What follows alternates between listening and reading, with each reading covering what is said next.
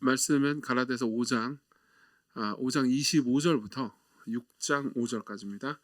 갈라디아서 5장 25절부터 6장 5절 제가 여러분들을 위해서 읽어드리도록 하겠습니다. 하나님 말씀을 들으십시오. 만일 우리가 성령으로 살면 또한 성령으로 행할지니 헛된 영광을 구하여 서로 노엽게 하거나 서로 투기하지 말지니라. 형제들아, 사람이 만일 무슨 범죄한 일이 드러나거든 신령한 너희는 온유한 심정으로 그러한 자를 바로잡고 너 자신을 살펴보아 너도 시험을 받을까 두려워하라. 너희가 짐을 서로지라. 그리하여 그리스도의 법을 성취하라. 만일 누가 아무것도 되지 못하고 된 줄로 생각하면 스스로 속임이라. 각각 자기의 일을 살피라. 그리하면 자랑할 것이 자기에게는 있어도 남에게는 있지 아니하리니 각각 자기의 짐을 질 것이라. 아멘.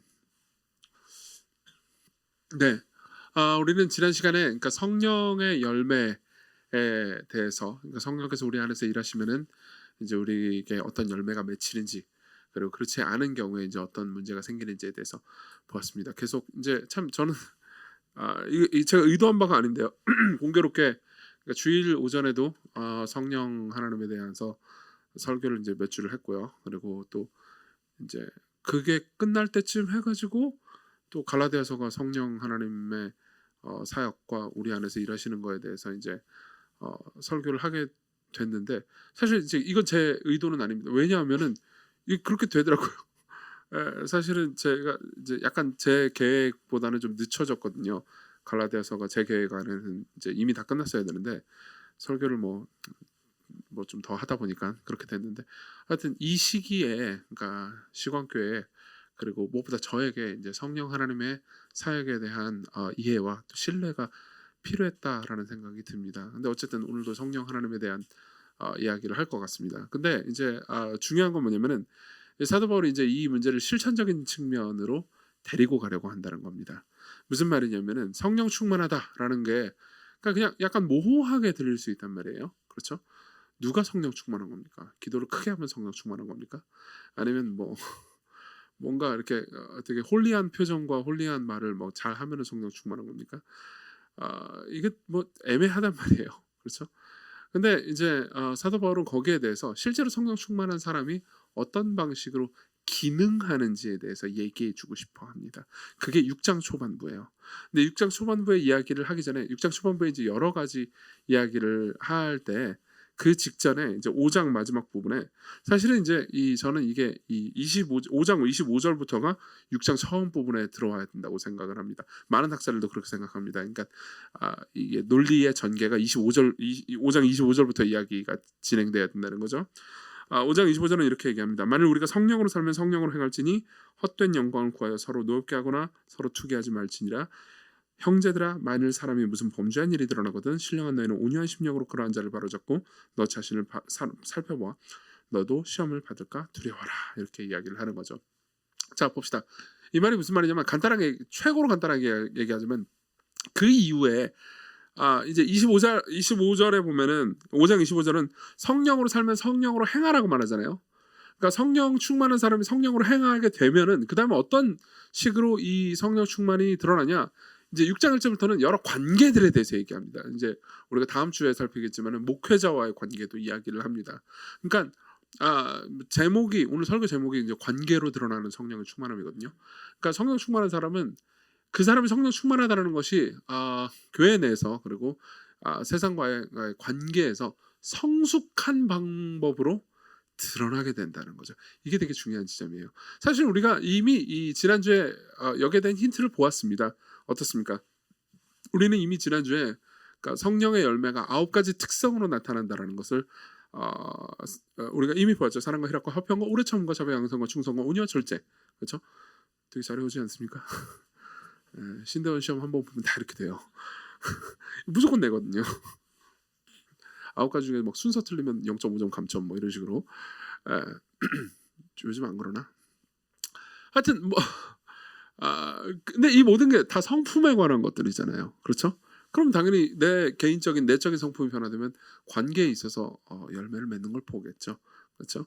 그러니까 이제 관계를 얘기를 해줍니다. 근데 이제 이 이야기를 하기 전에 사실은 오늘은 이제 거의 6장 1절까지, 그러니까 5장 25, 26 그리고 6장 1절까지 거의 3절만 보게 될 것 같은데요. 그러니까 이게 이제 구체적으로 우리의 마음을 어떻게 바꾸기 때문에 성령님이 우리의 마음을 어떻게 바꾸기 때문에 우리가 이런 열매를 맺게 되는지 그리고 더 나아가서 이제 관계에 있어서 성숙한 방식으로 변화되는지를 우리가 좀 볼 수가 있을 것 같습니다. 그래서 저는 이제 본문을 통해서요. 그러니까 성령 충만하지 않은 인간의 절망적인 상태에 대해서 먼저 말씀드릴 거예요. 그게 이제 26절에 나옵니다. 그리고 두 번째로는요. 성령이 충만한 상태가 어떤 것인지 말씀드릴 겁니다. 6장 1절에 나와요. 그리고 마지막으로는 성령님은 도대체 우리 안에서 무슨 일을 하시기 때문에 이것이 가능한지 그거를 살펴보도록 하겠습니다. 자, 먼저 성령 충만하지 않은 상태, 성령이 없는 혹은 성령이 소멸된 인간의 상태는 어떤 상태냐를 보겠습니다. 25절부터 보면 우리가 성령으로 살면 성령으로 행한다고 말해요. 근데 26절은 헛된 영광을 구하여 서로 노엽게 하거나 서로 투기하지 말지니라 이렇게 말합니다. 그러니까 문맥을 보면 이런 이야기인 거죠. 너희들이 성령으로 행하지 않는다면 너희들은 헛된 영광을 구할 거고 헛된 영광을 구함에 따라서 서로 투기하고 서로 노엽게 하고 투기할 것이다. 이렇게 이야기를 하는 거죠. 자, 그럼 이게 무슨 의미일까요? 그러니까 우리가 성령에 충만하지 않으면 헛된 영광을 구한다. 이게 도대체 뭔 의미일까요? 좀 설명을 해보겠습니다. 헛된이라는 말은 이 단어는 이런 식으로 보면 좋습니다. 공허한 혹은 속이 빈 이런 의미입니다. 공허한 혹은 속이 빈. 더 정확히 표현해 보자면 좀 실례로 표현해 보자면은 실제로 목적한 바를 이루지 못한 영광이라고 볼 수 있습니다. 어떤 영광은 실제로 목적한 바를 이루지 못한 영광. 이거를 좀 더 여러분들이 와닿는 방식으로 정의해 보자면 상처뿐인 영광. 그런 말 들어본 적 있습니까? 상처뿐인 뭔가 이렇게 해냈는데 남는 게 아무것도 없는 그런 거 있지 않습니까? 뭐 예를 들어보죠. 어떤 이제 어떤 사람이 이제 자기가 마음에 드는 사람을 저 사람을 이제 마음에 들기 위해서 다이어트를 열심히 했습니다. 그래서 이제 뭐 감량을 꽤나 해냈습니다. 그러면 이제 영광스럽잖아요. 내 몸도 영광스러워졌고 내가 해냈다라는 것은 영광스러운데 내가 짝사랑하는 그 사람은 딴 사람 좋아해. 그래서 딴 사람이랑 사귀어. 그러면은 이제 내가 영광스러워지지만 헛되잖아요. 그러니까 목적을 이루지 못하고 속이 비었잖아요. 맞죠? 이게 바로 어떤 영광이에요. 왜 웃죠? 뭐 제가 삶을 살면서 이제 그러니까 제 아내 만나기 전에는 이제 그런 일들이 많았죠. 그리고 뭐 예를 하나 더 들어드리자면 이런 것도 있을 수 있습니다. 그러니까 가족을 행복하게 하기 위해서 돈을 많이 벌어야겠다. 그래서 이제 돈을 열심히 벌다가 가족을 안 봤어요. 맨날 막 밤낮으로 돈만 벌어. 가족들이 신경 안 써. 그러고 나서 시간이 지나고 나면 돈은 벌었는데 가족들이 날 싫어해. 그러면은 내가 돈을 많이 벌었다는 게 영광스럽긴 하지만은 헛되잖아요. 그렇죠? 그러니까 뭐예요? 속이 빈 거죠. 공허한 거죠.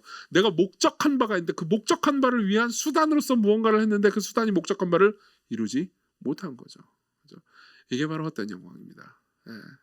그러면은 이 헛된 영광을 추구하면 어떻게 되느냐? 인간은 질투하거나 혹은 상대방을 노엽게 만듭니다. 상대방을 분노하게 만들거나 아니면은 자신이 질투를 한다는 거죠. 이제 마지막 부분의 이야기를 좀 다시 할 거긴 한데 이 헛된 영광을 추구하는 것을 이제 바꿔서 말해보자면 교만이라고 말할 수도 있습니다. 그러니까 교만이야말로 헛된 영광을 추구하는 거거든요.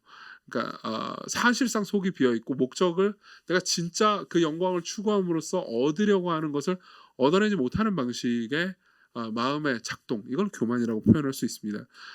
교만은 우리를 분노하게 만듭니다. 우리가 분노한다기보다 우리로 하여금 다른 사람들을 분노하게 만듭니다. 그러니까 예를 들면 이런 거죠. 제가 교만하잖아요. 그러면은 뭐 무슨 뭐 오강일 전사 뭐 저 사람 뭐 사역하는 거 보니까 뭐 예를 들면 일부 뭐 흠잡을 게 없네요. 근데 생각해 보니까 흠잡을 게 없어요. 그럼 어떻게 되죠? 질투하게 되죠. 그래서 질투를 하는 거예요. 아니 좀 뭐 잘 이해 못하겠구나. 제가 다시 설명해 볼게요. 예를 들면 제가 뭐 실제가 사실이 아니지만 오강일 전사님보다 공부를 훨씬 잘한다고 합시다. 그렇다고 치자고요. 그러면은 오드사님을 보면서 저 공부도 못하는 애가 너씨 장학금 타봤어? 뭐 이런 식으로 이제 약간 장학금 타봤어요. 참고로 좀 무시하면서 이렇게 할 수 있잖아요. 그러니까 내가 교만하면은 저 사람 무시하겠죠. 무시하면 저 사람 어떻게 되겠어요? 분노하게 만들 거 아니에요. 그렇죠? 그러니까 헛된 영광을 추구하면은 서로 분노하게 만드는 겁니다. 또는 분노하게 만들거나 아니면은 제가 열등하다고 생각하면은 그렇죠? 내가 공부를 더 못해. 아니면 내가 더 못생겼어. 이건 거의 확실하잖아요. 딱 보면 오씨 키 크고 짜증나네.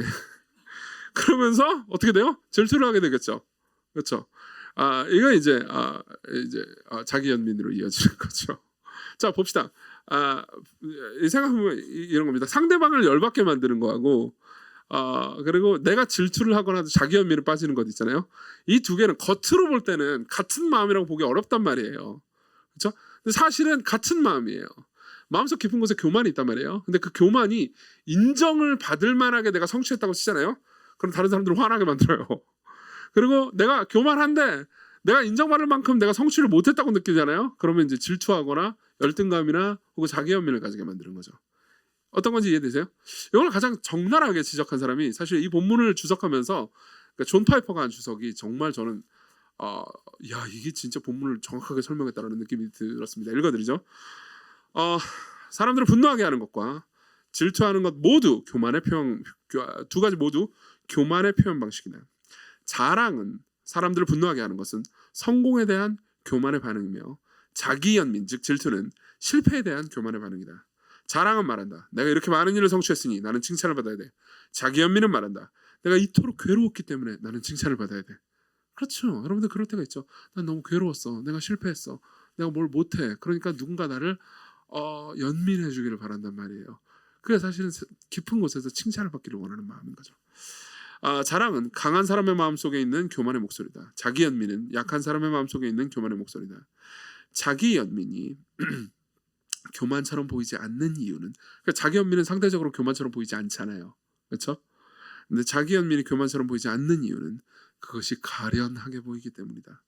가련한 자기 연민은 무가치함이라는 느낌에서 비롯되는 것이 아니라 자신의 가치가 인정받지 못했다는 느낌에서 온다. 다시 한번 이건 중요한 문장이니까 다시 한번 읽어드릴게요.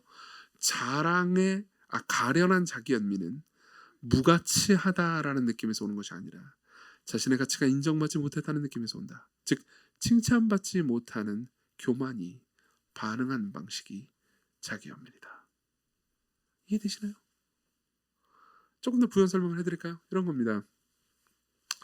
진짜로 내가 아무것도 아니다라고 정말로 인정하는 사람은요 자기 연민에 빠지지 않습니다. 오히려 나는 마땅히 이래야 되는데 그렇게 하지 못했어 라고 생각하는 사람이 자기 연민에 빠지는 거죠. 그 증거를 말씀드릴까요? 여러분 보십시오. 사도 바울을 한번 생각해 봅시다. 여러분들은 사도 바울이 어떤 의미에서 그러니까 성경에 나오는 사람들 중에서요 예수님을 제외하고 가장 위대한 인물이라는 것을 동의하게 될 겁니다. 제가 처음에 사도행전을 읽었을 때가 지금도 기억이 납니다. 제가 대학교 1학년 때 사도행전을 처음 읽었거든요. 그러니까 그 이전에도 뭐 읽긴 했는데, 그러니까 의미를 이해하면서 사도행전을 읽은 건 대학교 1학년이 처음이었어요. 그때 제가 제일 놀랬던 거는요. 사실 여러분 사도행전 읽어보셨으면 알겠지만은 이제 한 12장, 13장 이후부터는 이제 다 바울 이야기란 말이에요.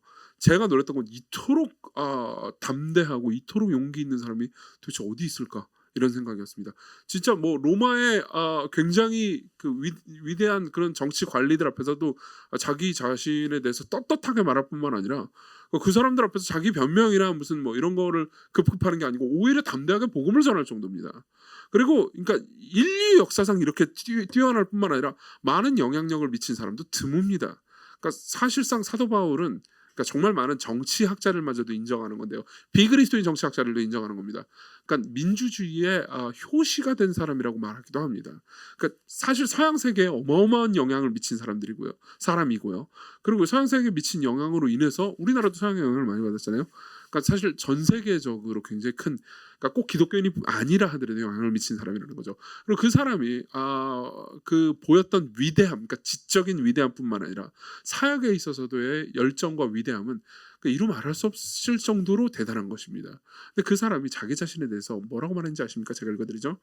밑보다 모든 사람이 받을 만한 이 말이요 그리스도 예수께서 죄인을 구원하시려고 세상에 임하셨다 했도다. 그리고 나서 뭐라고 말하는지 아십니까? 죄인 중에 내가 괴순이라. 디모데전서 1장 15절. 죄인 중에 내가 괴순이라. 보세요. 어떤 사람들은요 이걸 병리적이라고 말하기도 합니다. 이게 너무 지나친 자기 비하 아닌가, 너무 지나친 자기 겸손 아닌가. 실제로 바사도 바울은요, 그러니까 이런 표현들을 한 번만 쓴 게 아닙니다. 성경 여러 곳에서 씁니다. 근데 보세요, 이렇게 자신만만하고 담대하고 열정이 넘치는 사람이 스스로를요 죄인 중에 최고라고 말합니다. 괴수, 최고 탑 괴수래요. 예. 프로토스라고 말합니다. 프로토스 아세요? 예. 그만할게요. 최고라고요. 자기가 가장 큰 죄인이라고 말합니다. 그러면은 보통 우리가 생각하는 건 이겁니다. 내가 죄인이다. 내가 가장 큰 죄인이야. 그러면 우리는 막 찌그러져 있어가지고 나는 막 쓰레기고 아무것도 아니고 하여튼 나는 못생겼고 내 얘기하는 거 같네. 너무 좋아하는 거 아니냐 지훈아? 이런 걸 상상하기 쉽잖아요. 그렇죠? 근데 사도 바울은 뭐라고 말합니까? 자기가 죄인이라고 말합니다. 아주 겸손하죠. 근데도 불구하고 놀랍도록 담대합니다. 왜 그럴까요? 왜 그럴까요? 이 사람은 헛된 영광을 구하지 않기 때문입니다. 자, 그럼 어떻게 헛된 영광을 안 구할 수 있습니까? 라는 질문으로 넘어가기 전에 그럼 헛된 영광을 안 구하면 어떤 일이 일어납니까? 부터 한번 생각해 봅시다. 성령이 우리 안에서 헛된 영광을 안 구하고, 그러니까 하나님과 하나님께서 하시는 일들을 신뢰하게 하고, 그리고 이제 성령이 충만하지 않으면 어떤 일이 일어납니까? 관계에 있어서 겸손으로 드러납니다. 우리 6장 1절을 같이 한번 읽어봤으면 좋겠습니다. 6장 1절 함께 합독합니다. 시작. 형제들아, 사람이 만일 무슨 범죄한 일이 드러나거든 신령한 너희는 온유한 심령으로 그러한 자를 바로잡고 너 자신을 살펴보아 너도 시험을 받을까 두려워하라. 자, 보십시다. 여기서 5장 26절이란 6장 1절은 별개의 문장이 아닙니다. 내용이 별개의 문장이 아니에요. 6장 1절에서 사도 바울은 뭘 얘기하냐면은 일종의 케이스 스터디를 제시하는 겁니다. 자, 보자. 너희들이 헛된 영광을 구하지 말아라. 성령 충만하면 성령으로 행해라 라고 말을 한 다음에, 자, 그럼 진짜로 너희들이 성령으로 행하면은 어떤 일이 일어나는지, 성령으로 행한다는 게 뭔지 알려주마. 그러니까 알려주는 내용은 간단하다. 누군가 너희 중에서 범죄한 사람이 나타났을 때 너희들이 어떻게 행동하는지를 보면 너희들 안에 성령이 충만한지 그렇지 않은지, 너희들이 성령으로 행하는지 그렇지 않은지, 너희들이 헛된 영광을 구하는지 아니면 참된 영광을 구하는지 내가 알 수 있단다 라고 말하는 거죠. 자, 봅시다. 우리 중에서 누군가가 범죄하면 우리는 어떻게 반응합니까? 저는 기독교인이고 그리고 목사죠. 그러니까 이제 목사이기 때문에 여러분들 대다수는 아마 소위 교계 소식에는 그렇게 밝지 않을 겁니다. 그렇죠? 뭐 그냥 시광교회를 잘 다니는, 물론 여기 중에서는 시광교회 교계 소식은 잘 아는 분들이 있겠죠. 근데 어떤 분들은 시광교회가 어떻게 돌아가는지도 잘 모르는 분들도 계실 거예요. 근데 저 같은 경우에는 뭐 우리 교회뿐만 아니라 소위 이제 교계에도 관심이 많죠. 그래서 뭐 교계의 소식을 알려주는 신문 같은 거 있잖아요.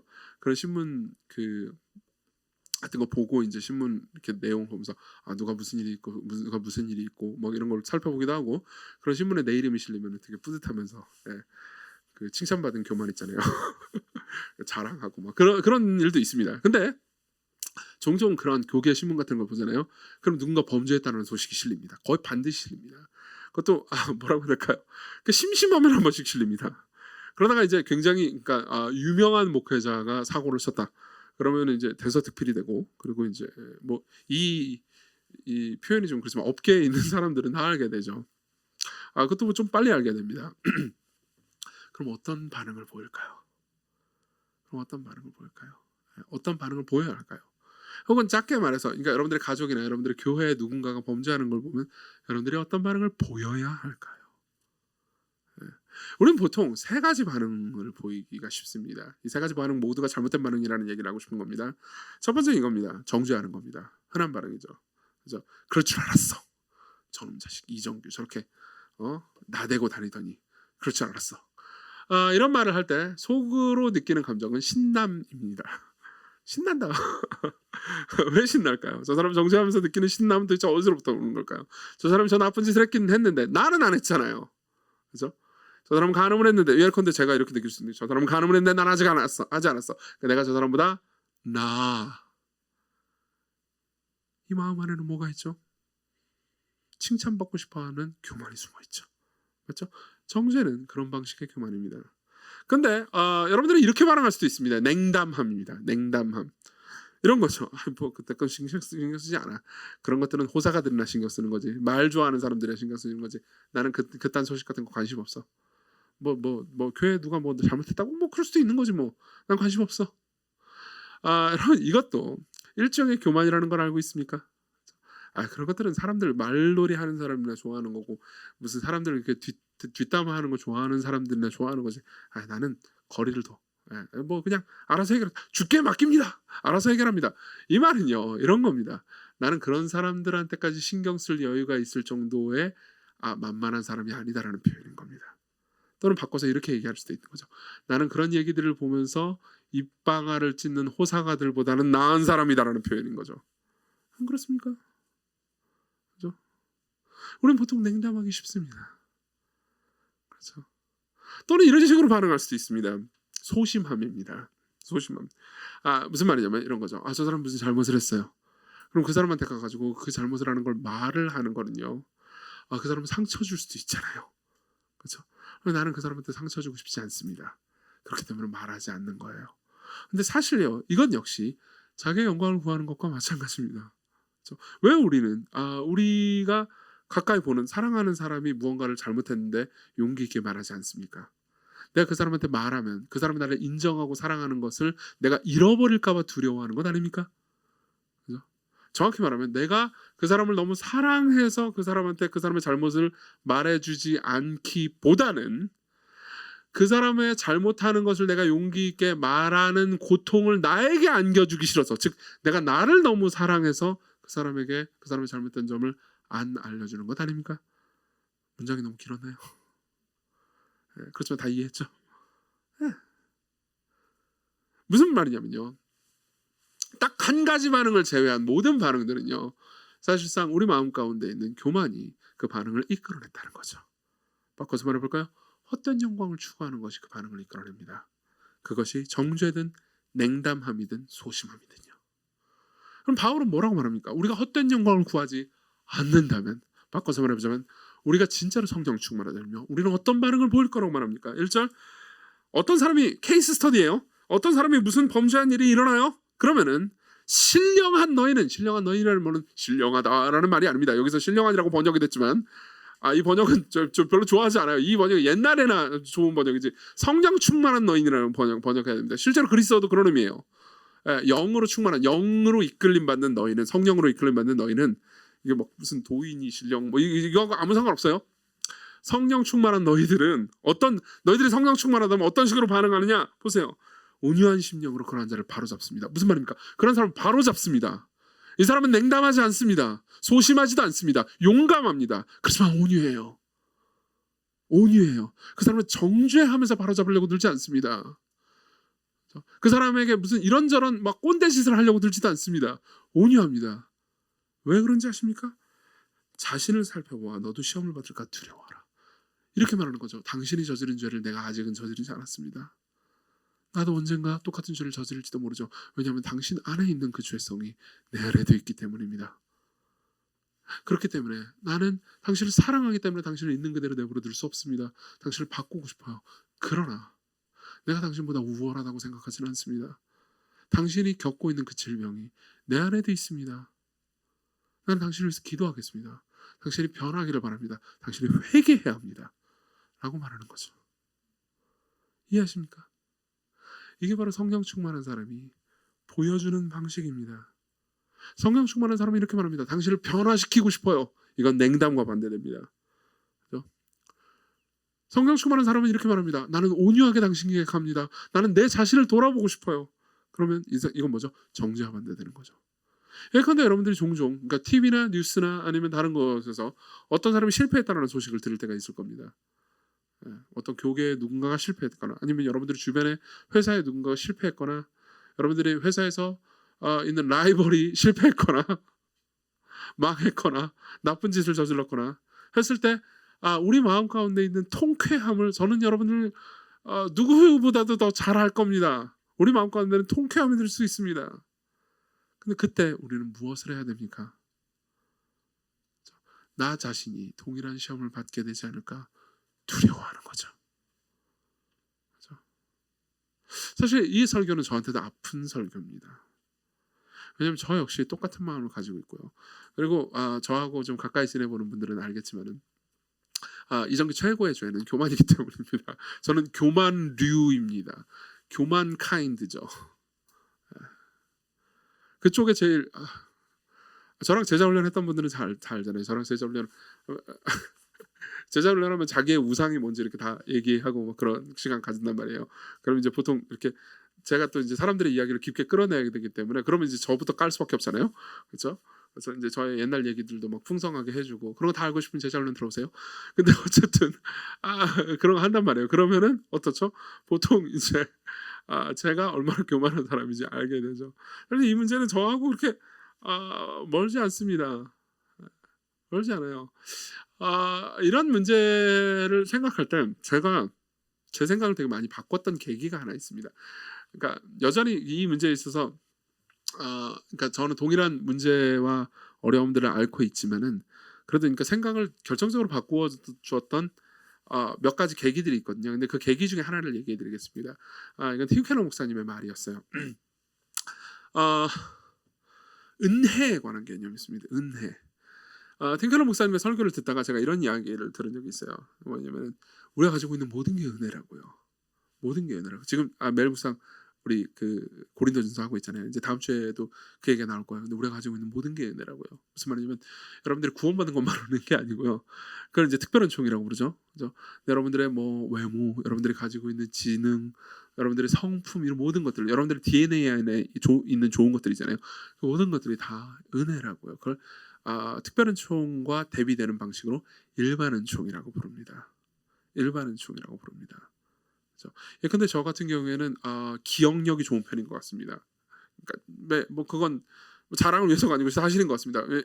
여러분들 중에서 어떤 분들은 목사님은 왜 이렇게 사람 이름을 많이 하세요? 뭐 조나단 에드워즈가 어떻고 뭐 조나선 하이트가 어떻고 뭐 이런 얘기들 되게 할 때 있잖아요. 그러면 그 사람들 이름을 왜 이렇게 잘 뭐 얘기하냐 이런 얘기할 때가 있는데 그건 제가 기억력이 좋습니다. 기억력이 좋은 편이에요. 예.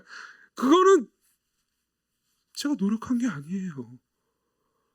은혜죠. 은혜죠. 그렇죠? 성품의 어떤 부분도 마찬가지일 겁니다. 은혜입니다. 팀 켈러 목사님이 이런 이야기를 해주면서 자신이 겪었던 이야기를 해주시더라고요. 팀 켈러 목사님이 자신이 겪었던 이야기를 했는데 이제 팀 켈러 목사님이 이제 아주 젊은 사역자일 때 그러니까 어떤 가정을 보면서 되게 속상해한 경험이 있었대요.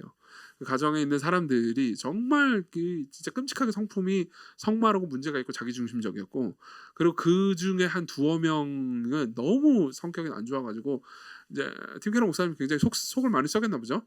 그래서 이제 목사님이 다른 이제 이 좀 나이가 있는 좀 지혜로운 목사님한테 이제 막 투정을 부렸다는 거예요. 근데 그 지혜로운 목사님이 팀 켈러 목사님한테 이렇게 얘기해 줬습니다. 제가 읽어드리죠. 목사님이 아시다시피 특별한 총이 있고 일반은 총이 있죠. 하나님의 일반은 총 때문에 우리 중 어떤 사람의 가정은 참으로 훌륭해요. 그 사람은 자라면서 많은 사랑을 받죠. 덕분에 절제력도 상당히 갖추고 정서도 비교적 안정돼 있어요. 저도 비슷한 가정에서 자란 것 같습니다. 그런 사람은 그리스도인이 될 때 말하자면 성품을 0에서 10까지로 볼 때 대략 3에서 시작하죠. 그리고 그리스도 안에서 5년을 성장한 후 3.5까지 올라가고요. 그런데 그 가정은 그러니까 지금 이제 팀 켈러 목사님이 그 불평하는 그 가정이요. 그 가정은 매우 힘든 시기를 겪었어요. 남편과 아내 둘 다 끔찍한 가정에서 자랐어요. 그러다가 자신들의 삶을 그리스도께 드렸고 일반은 총에서 성품의 수준 0에서 신앙생활을 시작했어요. 한마디로 그분들은 만신창이었던 겁니다. 그런데 5년간 신앙생활을 한 후 이제 1.5에 이르렀어요. 참고로 팀 켈러 목사님 3.5죠. 그죠? 그분들은 상당히 우리보다 훨씬 많이 나아졌어요. 그렇죠? 5년 동안 0.5 올라간 것보다 5년 동안 1.5 올라간 게 훨씬 더 발전한 거니까요. 그러나 우리는 그분들을 보면서 나는 그 사람보다 2배 더 사랑하고 2배 더 절제라고 말하죠. 그분들에게는 그분들의 짐이 있고 우리에게는 우리의 짐이 있다는 사실을 잊고 있는 거예요. 네, 진짜 은혜가 뭔지 아는 사람은요. 하나님의 구원하시는 은혜뿐만 아니라 우리가 가지고 있는 성품이나 우리가 가지고 있는 지능이나 우리가 가지고 있는 모든 것들을 은혜라고 생각합니다. 그럼 어떻게 되죠? 상대방 앞에서 온유해지고 겸손해질 수 있는 거죠. 그럼 어떻게 됩니까? 여러분들은 상대방의 짐을 지려고 들게 될 겁니다. 그래서 2절에 너희가 짐을 서로지라 그리하여 그리스도의 법을 성취하라 이렇게 얘기하는 거죠. 이해하십니까? 이건 다음 시간에 더 이야기하겠습니다. 자, 그러면은 어쨌든 이러한 생각이 우리의 마음을 겸허하게 하는 것은 사실입니다. 그러면 어떻게 우리가 이렇게 변화될까요? 예컨대 여러분들이 이 설교를 듣고서 그래 교만하지 말자 3번 교만하지 말자 이러면은 여러분들은 그렇게 교만하지 않게 되는 걸까요? 그렇지 않습니다. C.S. 루이스가 교만에 대해서, 그러니까 이제 누군가한테 보낸 편지가 있어요. 편지가 있는데 그 편지에 대해서 이제 그 편지의 내용이 교만이라는 주제에 대해서 쓴 편지가 있어요. 근데 거기 보면요, 교만이라는 그 마음악의 죄 있잖아요. 그 죄에 대해서 진짜 기가 막힌 말을 해줍니다. 제가 읽어드릴게요. 들어보십시오. 아주 촌철살인입니다. 교만의 즐거움은 가려운 곳을 긁을 때 느끼는 즐거움과 같습니다. 네, 가려운 곳이 지금 사실 제가 여기 가렸거든요. 지금 모기가 물었어요. 그놈의 모기. 그럼 이제 가려우면 긁으면 즐겁단 말이에요. 그렇죠? 가려운 곳이 있다면 누구나 그곳을 긁고 싶을 것입니다. 하지만 더 좋은 것은 가려운 긁으면 기분이 좋지요. 그죠? 그렇죠? 계속 긁어봐요. 어떻게 돼요? 피부가 상하죠. 그래서 잘못하면 큰 감염을 일으킬 수도 있어요. 진짜 좋은 것은 가려운 곳도 없고 긁지도 않는 거죠. 그렇죠? 우리가 지나친 자기 존중, 즉 이기심이라는 교만이라는 가려운 부위를 가지고 있는 한 우리는 자신에 대해서 무조건적으로 인정받는 즐거움을 원할 수밖에 없습니다. 보세요. 계속해서 사람들의 칭찬과 인정을 원하잖아요. 계속해서 사람들이 자기를 높여주기를 계속해서 원하잖아요. 그걸 음으로 양으로 간접적으로 암시적으로 혹은 직접적으로 나를 인정해, 나를 찬양해 계속 이러고 있잖아요. 그러면 사실은 우리는 이렇게 말하고 있는 겁니다. 상대방에게 계속 긁어줘. 내 가려운 부분이 있으니까 계속 긁어줘. 이렇게 말하는 것과 똑같습니다. 혹은 내가 자기 혐의에 빠졌습니다. 난 쓰레기야. 난 아무것도 아니야. 난 바보 멍청이야. 난 못생겼어. 그러면 여러분들이 공감 요정이 돼가지고 말해줘. 아니야, 넌 쓰레기가 아니야. 넌 바보가 아니야. 넌 착해. 넌 그것까진 말 못하겠지만 어쨌든 그래. 라고 말해주면 계속해서 우리는 어떻게 하고 있는 겁니까? 그죠? 긁어줘. 그러면서 계속 지금 코가 간지러운데 긁고 있는 거죠. 왜 제가 이 얘기를 할 때 갑자기 온몸이 간지러워지는 걸까요? 계속해서 긁고 있는 거죠. 긁으면 어떻게 됩니까? 여러분들의 마음은 더 상합니다. 피부가 상하는 것처럼 여러분들의 마음은 더 상할 겁니다. 더 고통스러울 겁니다. 그러나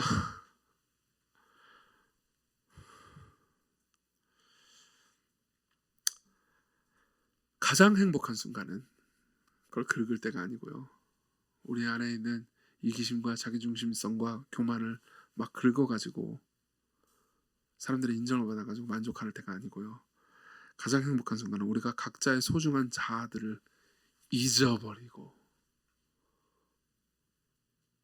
자기 자신을 까먹어버리고 그 대신 다른 존재들, 하나님, 다른 사람들, 동물들, 정원과 하늘을 품게 되는 때다. 여러분 생각해 보십시오. 여러분들이 산에 갔습니다. 그러니까 절경을 보고 있습니다. 그랜드 캐니언을 보고 있습니다. 그럼 그걸 보면서 내 소중한 자아를 생각하는 사람은 없습니다. 그렇죠? 그냥 거기에 빠져들죠. 어떤 대상을 아름다움을 보고 있잖아요. 그럼 그 대상의 아름다움을 보면서 자기 자신을 생각하지 않습니다. 그냥 그 대상을 바라보죠. 너무나 멋진 그림을 봤다고. 제가 지난주에 그 미술관 갔다 왔잖아요. 저기 예술 얘기했잖아요. 미술관 갔다 왔는데 되게 멋진 그림을 보았습니다. 그리고 그 그림 앞에서 제가 10분 넘게 멍하니 쳐다보고 있었습니다. 그때 저는 제가 얼마나 불쌍한지, 혹은 제가 얼마나 못생겼는지, 혹은 제가 얼마나 지난주에 참 설교를 잘했지 이런 생각 같은 거 하고 있지 않았습니다. 그냥 보고 있었죠.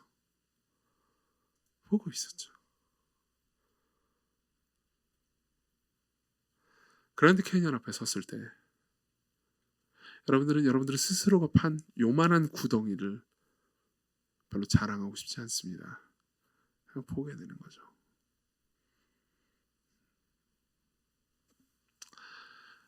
헛된 영광이 아닌 게 뭘까요? 간단합니다. 속이 꽉 찬 영광이겠죠. 진짜 영광이겠죠. 목적을 성취하는 영광이겠죠.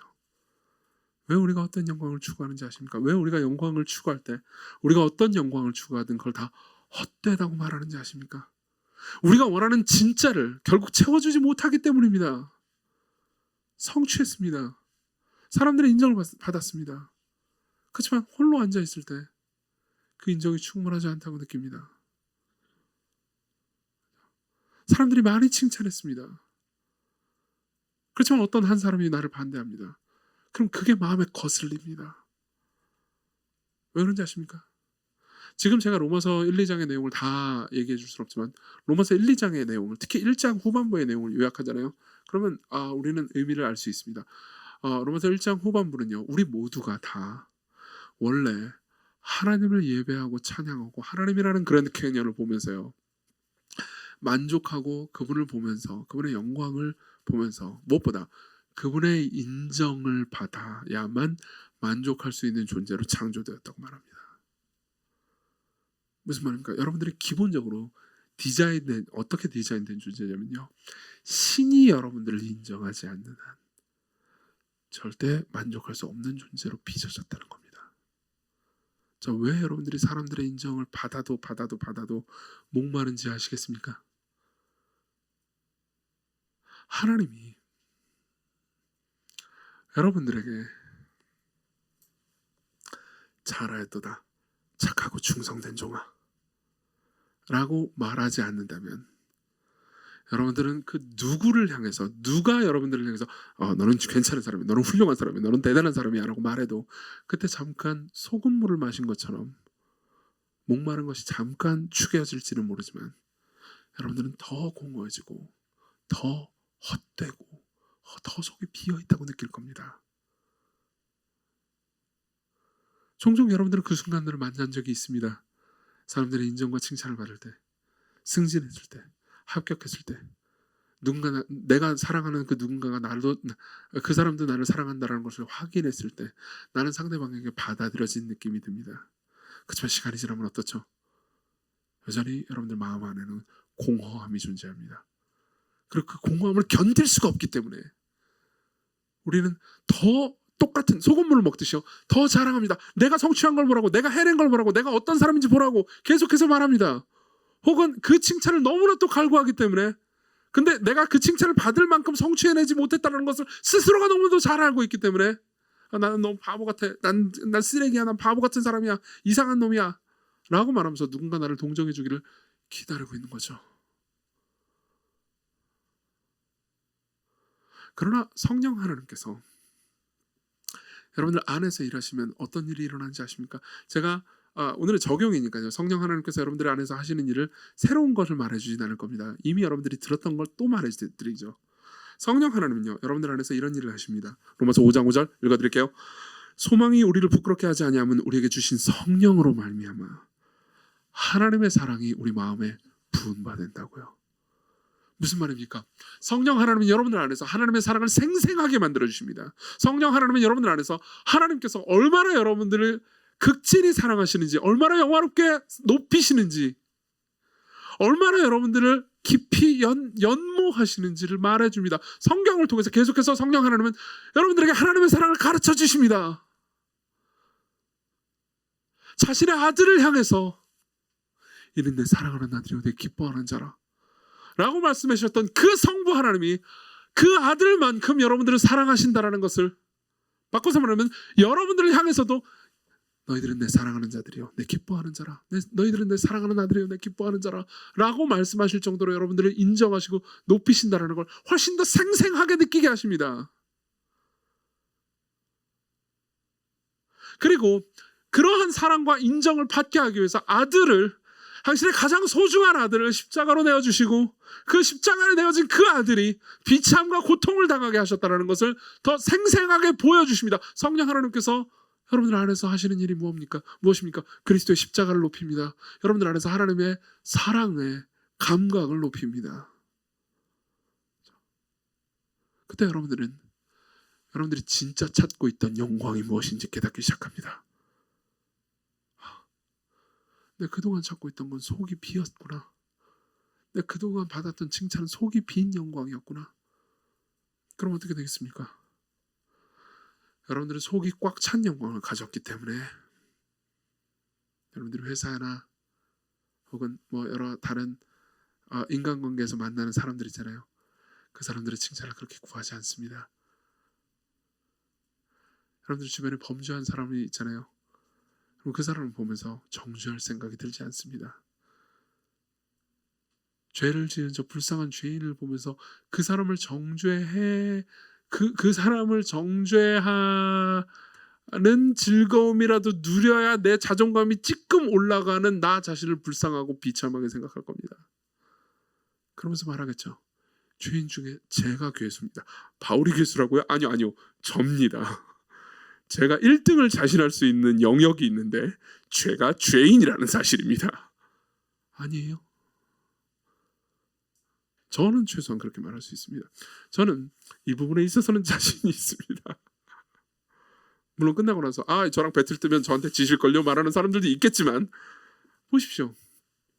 그러나 사도 바울이 내가 죄인 중에 괴수다라고 말할 때 그가 마음이 찌그러졌나요? 사람들의 연민을 구했습니까? 아니요, 그러지 않았습니다. 그는 사람들의 인정을 받지 않아도 사람들이 그를 사도도 아니라고 막 무시함에도 불구하고 용기를 낼 수 있었습니다. 왜 그랬을까요? 사도 바울은요, 사도 바울 그를 위해서요, 자기의 전 존재를 주신 예수 그리스도를 알았기 때문입니다. 여러분들 모두 마찬가지일 겁니다. 여러분들을 위해서 자신을 내어주신 그분의 사랑 안에 거한다면, 그 사랑 안에 거한다면 여러분들은 더 이상 어떤 영광을 구하지 않게 될 겁니다. 그것을 위해 기도하십시오. 여러분들이 인정하시고 높이시는 그분 앞에 무릎을 꿇으십시오. 같이 기도합시다.